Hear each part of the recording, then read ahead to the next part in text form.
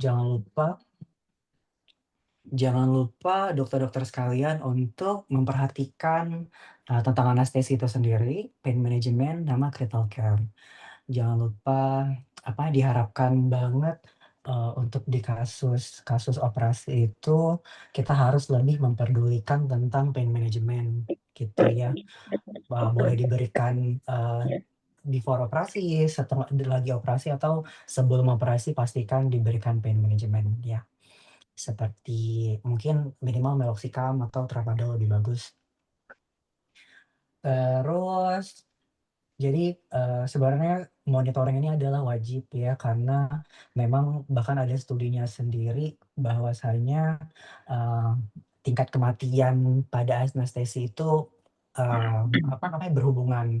Ya mereka punya relate, punya hubungan banyak, kasus kematian karena, monitoring, tapi, karena anestesi, tapi kalau misalnya kita monitoring resiko-resiko kematian itu bisa kita kurangi ya. Nah, ada juga anestesi ini, monitoring ini bisa dilakukan secara, berlanjut. Jadi eee,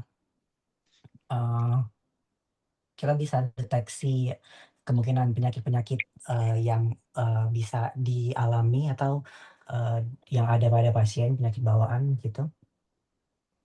Terus anestesi ini juga legal dan ethical responsibility. Jadi ini salah satu tanggung jawab kita sebagai dokter gitu. Ketika mungkin ada masalah-masalah yang tidak kita inginkan, kita punya, mmm bukti yang kuat kalau bahwasanya, kita memonitoring si anestesi, baik sebelum, lagi operasi atau sesudah operasi, gitu. Karena nanti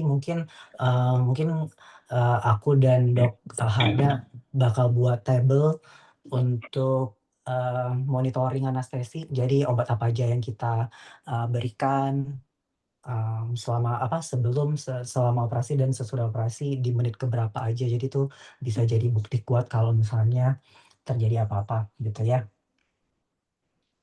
Terus, nah ini monitoring parameters. Jadi monitoring parameters itu dari basic dulu.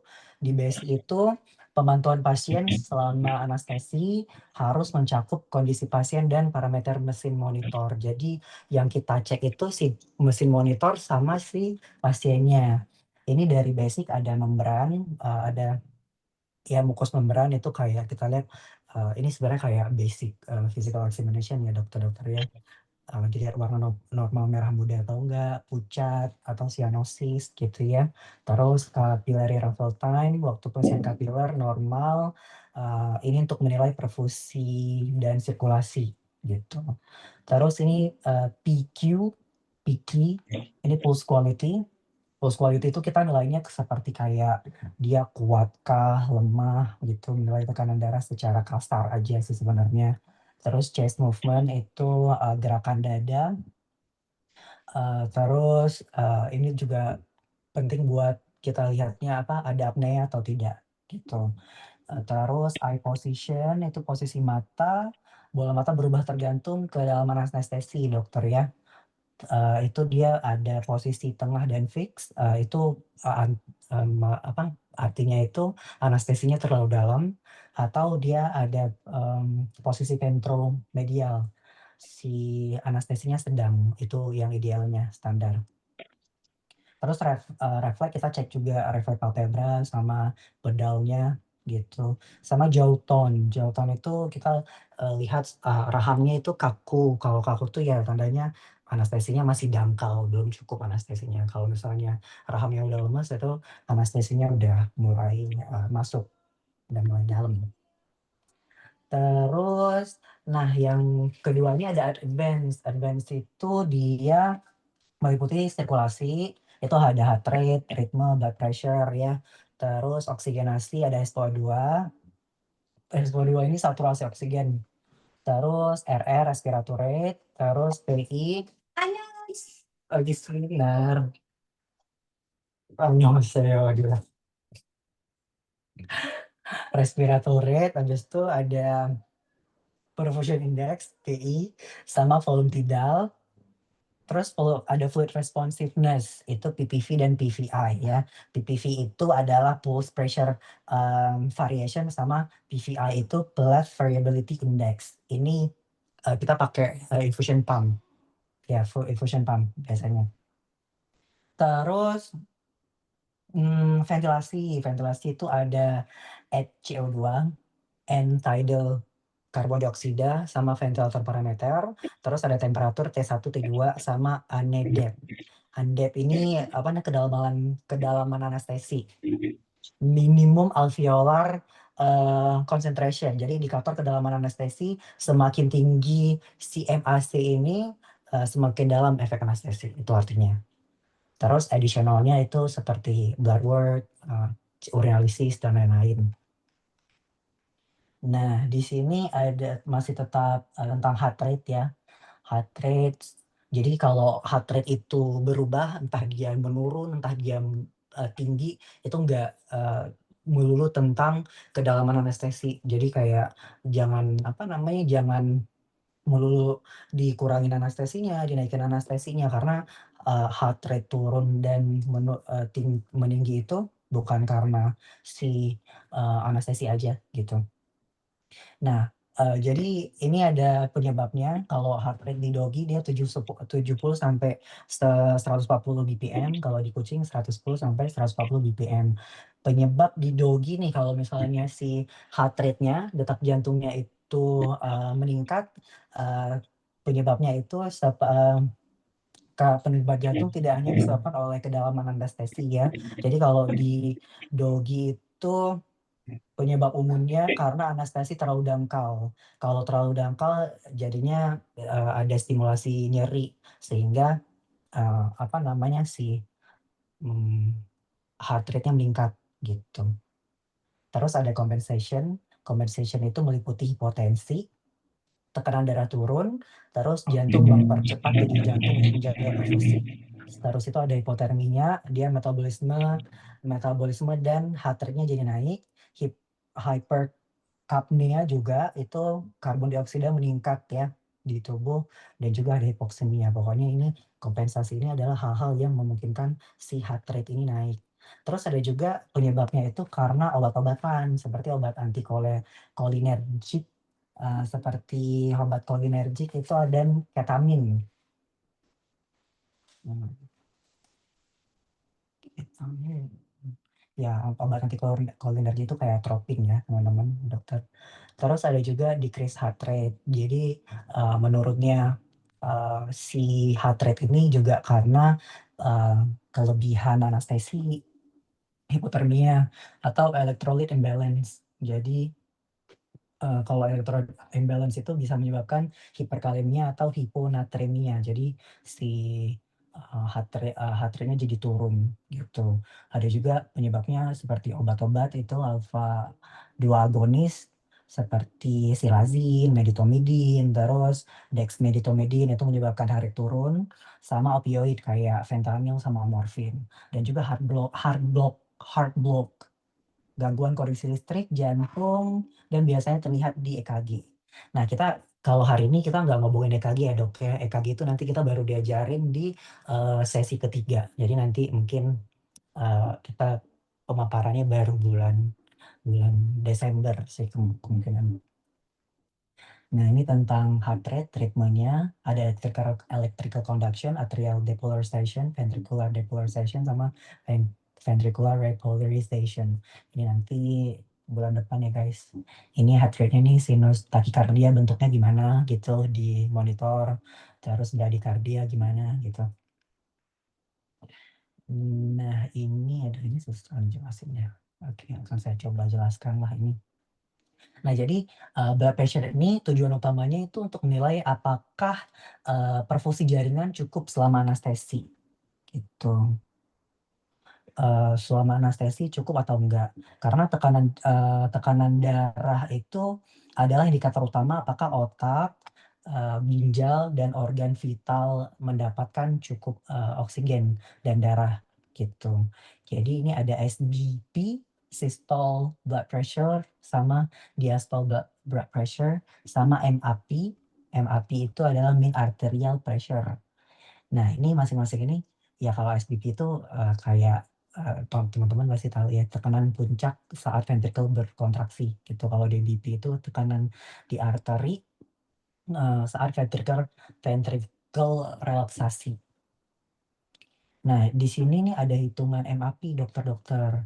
MAP itu mean arterial, pressure kan.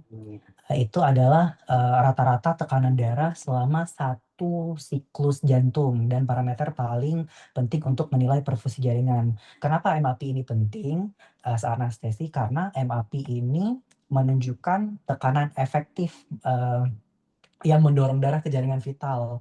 Kalau MAP-nya itu turun, otak, ginjal, usus, dan organ-organ lain itu, bakal mengalami hipoksia ya, kurang oksigen sehingga dapat merusak, organ. Kalau ini ada, apa namanya, ada rumusnya nih, rumus menghitungnya, yaitu si SBP-nya 120 ya di sini, sama DBP-nya 70. Terus dibagi 3 ditambah DBP-nya di sini 70.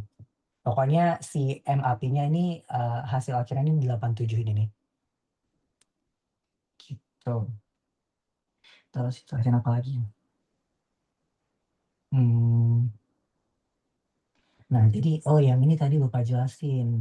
Nah, jadi di heart rate ini, kan kayak tadi, aku bilang kan semuanya itu bukan karena kedalaman anestesi, anestesinya berlebihan kah, bla bla, bukan kan. Jadi dia, ya karena tadi hipertermia, hipotensi, bla bla bla, obat-obatan. Nah, jadi kalau misalnya kondisinya itu anestesinya dangkal, heart rate-nya naik, itu, kemungkinan hal yang bisa kita lakukan yaitu kita bisa cek refleks, atau tambah anestesi ya, atau analgesik, gitu. Jadi kemungkinan ya, si, pasien pas lagi kita anestesi itu, dia nggak cukup karena masih dangkal nih, dia merasakan sakit sehingga heart rate-nya, meningkat, gitu. Terus hipotensi, kalau tensinya turun itu, terus heart rate-nya naik, itu kita perlu evaluasi cairan sama sirkulasi, apa namanya, dukung sirkulasi. Kita pastiin tuh sirkulasi udara entah ETT-nya itu jalan atau enggak, gitu. Terus kalau misalnya suhu rendah, heart rate-nya turun, jangan lupa hangatkan pasien. Pastiin dia tuh dapat penghangat, gitu. Entah dari meja operasi atau kayak tambahan kayak pedic pad gitu ya, heating pad maksudnya.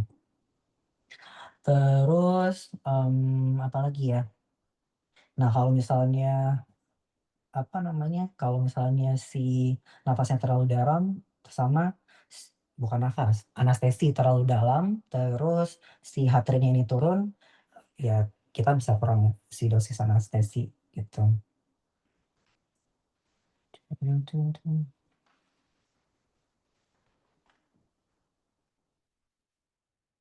Oh, ya, ini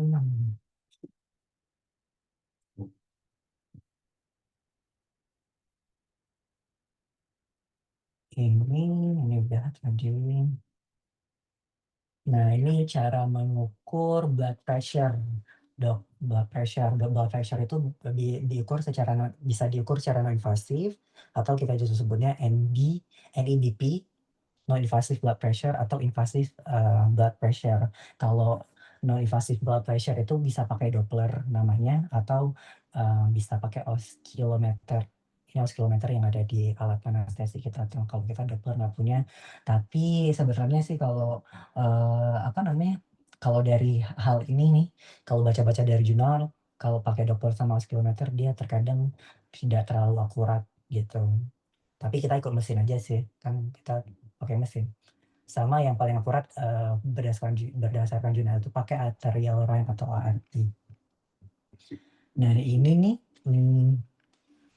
susahnya kalau apa namanya, PPT-nya Dokter Dito itu gambar semua, jadi kayak puyeng deh. Nah, ini oksigenasi ya, SpO2 ya dokter ya. Tujuan utama itu yaitu kalau misalnya oksigenasi SpO2 ini yaitu, pemantauan memastikan jaringan tubuh menerima oksigen yang cukup. Kita pantau lewat SpO2 ini atau kita sebut juga peripheral oxygen saturation. Nah, ini ada SaO2, arterial oxygen saturation, itu range-nya 95 sampai 100%, ini yang normal. Ini peripheral O2 saturation SpO2 95 sampai 100%. Jadi kalau misalnya SpO2 dimonitor itu range-nya 95 sampai 100%, itu tandanya bagus, gitu. Ini kalau diagram ini, gambar ini gambar, apa namanya, fisiologi dari apa, room air, udara ruangan sampai ke paru-paru pasien gitu, Dok. Gitulah pokoknya. Nah, ini oksigenasi SpO2, gold standarnya tuh di lidah. Kalau misalnya mungkin di suatu kondisi lidah susah, boleh di bagian bibir, di bagian kulit, kemaluan jantan tuh pinusnya, sama interdigiti.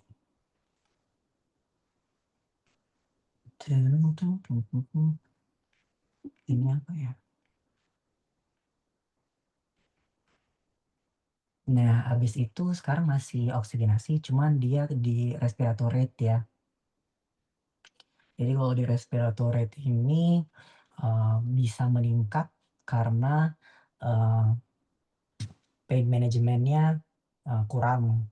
Jadi kayak karena dia merasa kesakitan, dia bisa ningkatin si respiratory rate, sama si ini juga anestesi dangkal gitu ya, anestesi yang kurang, jadi bisa RR-nya juga naik, hiperkapnia juga bikin naik, hipoxemia, anxiety, stres itu bikin naik, tuh. Terus ini ada respiratory normal pada anjing itu 8 sampai 20 BPM, kalau kucing itu 12 sampai 24. Yang menyebabkan penurunan si respiratory ini adalah terlalu dalam anestesi, itu menyebabkan penurunan vasodilatory drugs, bisa juga sama hipotermia. Jadi bikin respiratory rate-nya menurun. Nah, kalau ini nih oksigenasi, PI, jadi perfusion index. Ini tujuannya yaitu menilai seberapa baik aliran darah ke jaringan perifer selama anestesi, gitu. Jadi kalau si perfusion index-nya ini naik, kemungkinan besar karena lingkungannya, apa namanya, lingkungannya hangat, terus diberikan vasodilatory drug sama cardio output-nya meningkat. Kalau dia PI lalu hipotermia, vasoconstrictive shocks, shock, hypotension, atau, kardia output-nya menurun sama sakit atau lagi stres, gitu.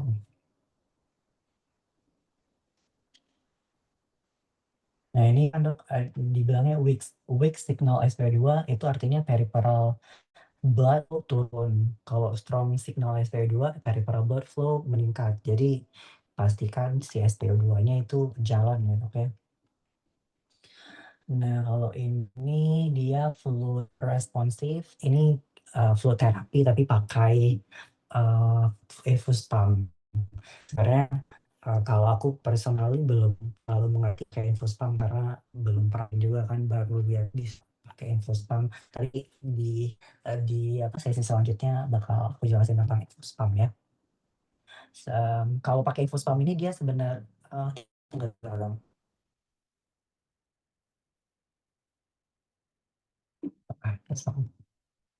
Nah, yang selanjutnya ini ada ventilasi.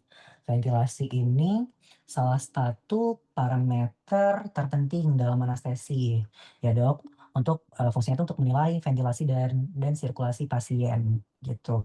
Jadi ini ada EtCO2, itu artinya idle karbon dioksida. Ini kadar karbon dioksida yang dihembuskan pada akhir, ekspirasi, gitu. Eee, Nilai ini tuh untuk mencerminkan efektivitas ventilasi pasien. Terus, hubungan antara, perfusi paru, terus, bisa mencerminkan kualitas sirkulasi metabol karbon dioksida tubuh. Ini ada capnometri sama capnography. Jadi perbedaannya itu, satu menggunakan angka aja hasilnya, yang satu lagi, mmm, kayak diagram gitu ya, Dok, grafik gitu ya. Jadi kalau capnometri itu mengukur nilai, eee, secara number gitu. Kalau si kapnografi itu menampilkan grafik perubahan karbon dioksida terhadap waktu. Ini juga normal, ini gambar normal kapnogram. Ini adanya di alat baru ASK yang dia apa namanya ventilator tapi ada ininya, ada mesin monitornya gitu si ventilator. Ini juga nanti diajarkan di sesi selanjutnya karena memang belum diajarkan semua dok. Nah ini sekarang yang paling penting temperatur. Ini sih sebenarnya hal-hal yang mungkin aku sendiri sering abaikan gitu ya. Jadi apa namanya pasien yang dianestesi itu kehilangan kemampuannya untuk regulasi body temperature karena CNS depression, terus otot relaksasi, vasodilatasi sama jadi metabolismenya menurun gitu.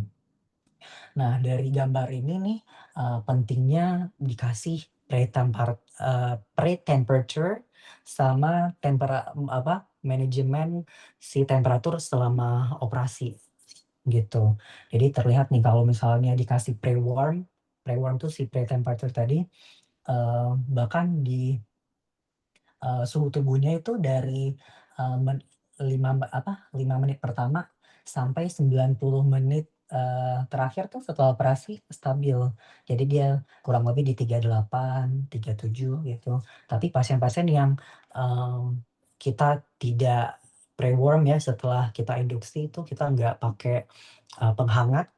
Jadi dia suhu tubuhnya itu mudah ngedrop dia, apalagi nanti pas si surgery-nya dimulai gitu.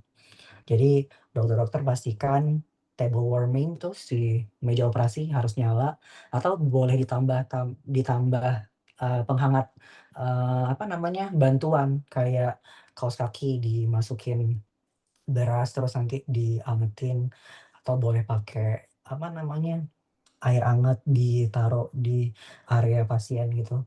Karena sepengalaman ikut anestesi ini dokter Dirgonya juga bahasa Indonesianya apa ya? Aduh bahasa Indonesia nggak tahu lagi. Menekankan si suhu harus dijaga. Nah, ini temperatur juga nih penyebab-penyebab hipotermia sama penyebab hipertermia gitu ya. Nanti dokter-dokter bisa baca sendiri. Nah, ini nih bahkan kalau di sana tuh segininya kalau untuk suhu tubuh hewan operasi dipakai heating pad, diselimuti kayak gini. Terus ini bukan yang cuma di gambar ini doang ya dok, di gambar ini mungkin punya luar negeri kan. Enggak, ini punya dokter Dito nih.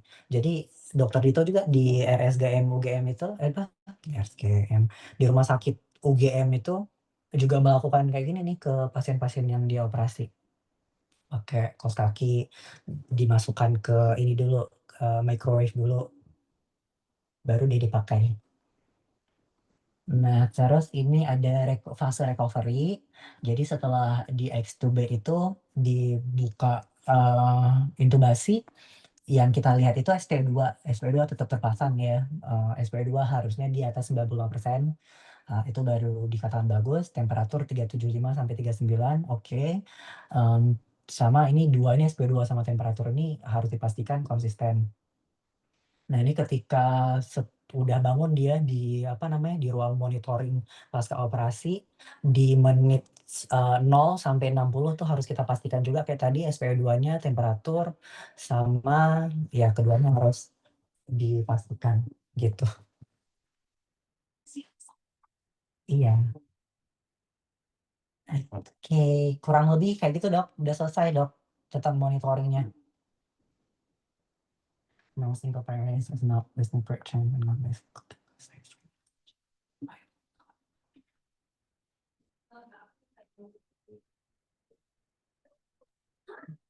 Oke, terima kasih Oke, Dok sure. Rezi atas pemaparan materinya. Mungkin ada dokter-dokter sekalian yang ingin konsul atau sharing atau bertanya, silahkan Dok.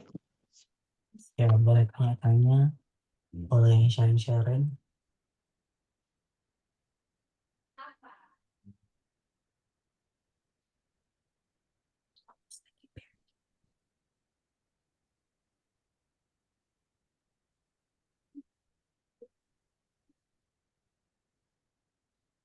Pasti bingung sih Dok, kalau anestesi ini kalau cuma kita dengerin aja kayak, apa ya, gitu.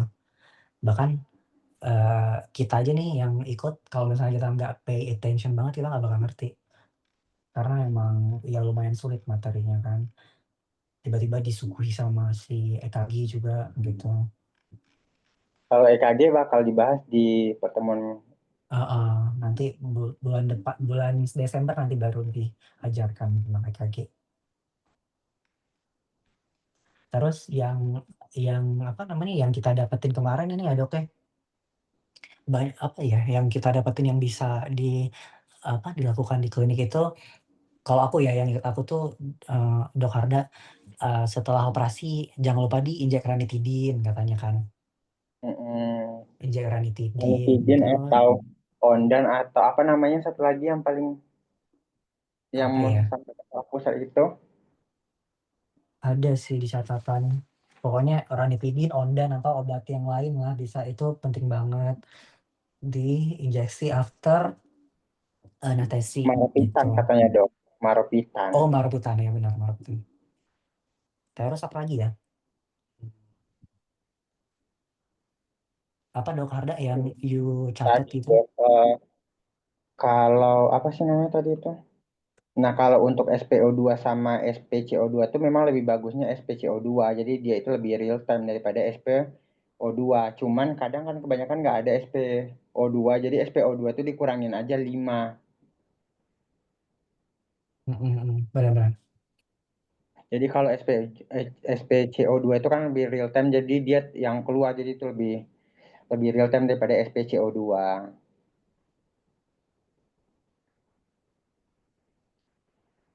Terus apa ya? Apa dari sebenarnya lupa.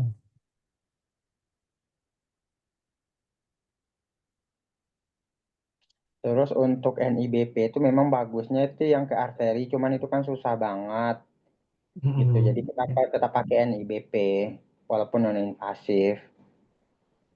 iya.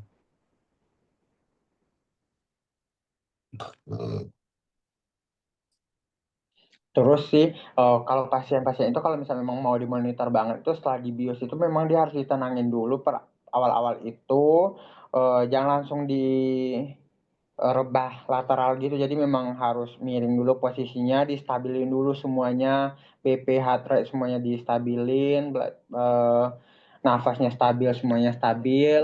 Terus baru di apa namanya tuh? Di posisi untuk operasinya. Nah, cuman Terus ada juga metode untuk posisi pengoperasiannya itu gitu.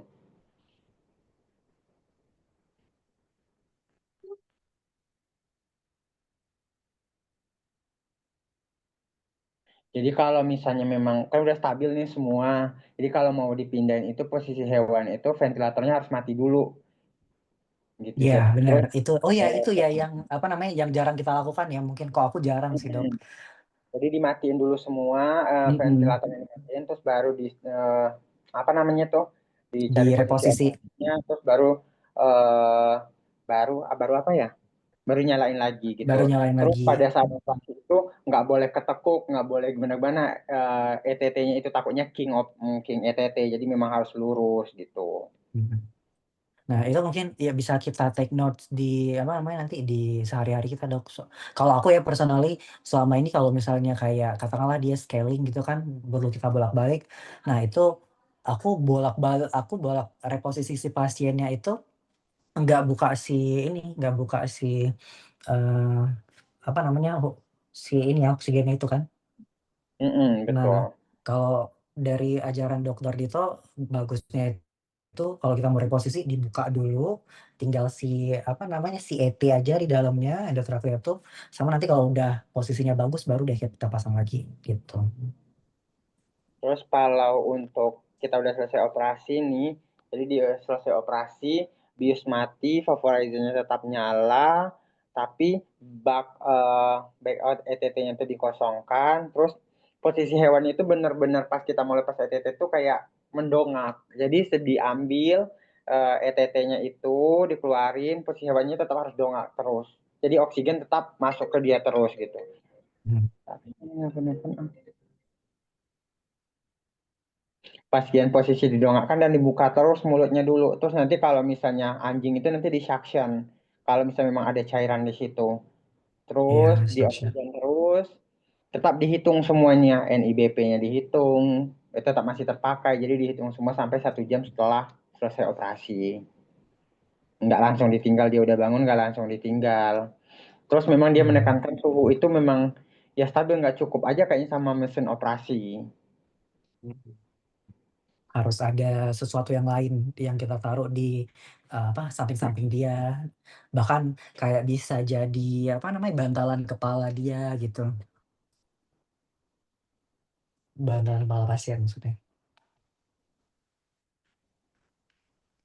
Terus kalau misalnya kita udah bius nih sama hewannya, kita udah bius hewan, udah tidur tapi udah masuk ETT semua nih, tapi dia belum tidur yang masih ada refleksnya. Jadi itu ada dua cara metode yang bisa kita lakukan. Yang pertama itu kita naikkan flow Hmm. meternya, kita naikkan vaporizernya juga. Terus apa namanya ya? Terus masukkan anestesi IV tadi apa yang kita pakai gitu. Jadi dimasukin itu seperempat dosis aja. Jadi kalau udah tidur, udah masuk dalam, terus baru kita turunin lagi flow meternya, turun lagi vaporizernya. Terus kalau misalnya memang Hmm. itu pakai cara manual. Kalau misalnya alat yang terbaru itu dia ada switch-switch gitu yang di alat yang terbaru. Jadi memang kalau di switch itu switch ke bagian manual dulu, terus naikkan vaporizer dan flow meternya, terus nanti ditahan airbagnya itu kayak dipencet 5 detik, Ditekan. 1, 2, Hmm. 3, 4, 5, ditahan, backnya itu udah masuk 5 detik, tahan, terus dilepas lagi, terus naikkan. Dia itu pakai opioid ya, pakai remifentanil Iya, atau Remepak gitu, pakai terus fentanyl pasiennya dia. itu langsung deep tuh, terus baru stabilkan lagi, terus kalau udah stabil di switch lagi ke yang metode yang awal, metode ventilator lagi. Hmm. Cuman itu alatnya yang ada itu di alat yang baru itu, tapi aku nggak tahu namanya. Terus kalau misalnya memang nggak ada, jadi ada switch manualnya. Cuman di ventilator Jatim ini nggak ada, rusak. Yes. Itu dokter-dokter.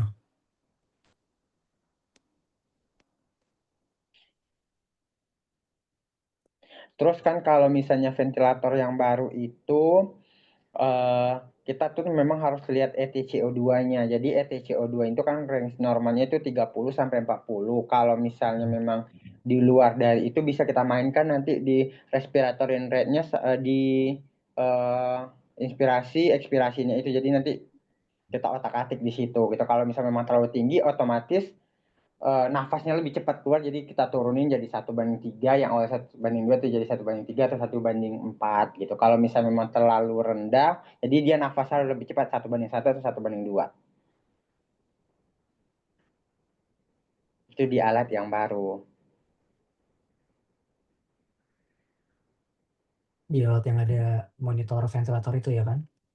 Mm-mm.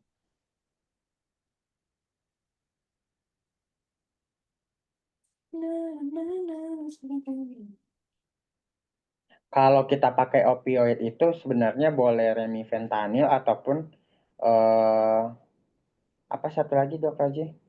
Fentanyl aja. Cuman Hmm. yang bagus tuh yang mana? Tentunya remifentanil artinya itu langsung diproses tanpa melalui hati dulu. Kalau remifentanil itu, kalau fentanyl biasa, dia itu menyebabkan lung depression. Tabung. Jadi wajib ventilator. Hmm. Wajib ventilator nyala kan?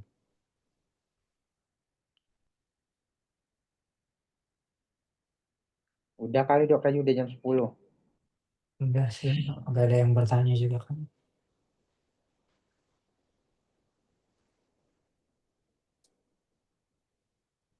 Dok Kiki ada yang bertanya nggak sebelum ke Korea? Apa hubungannya sebelum ke Heboh. Korea? Banyak kali yang ke Korea orang nih. Wuih. Annyeonghaseyo nanti. Harda yang ke Rawamangun ya Dok Ria, suruh aja dia ke Rawamangun terus setiap hari. Ya ampun. Takut.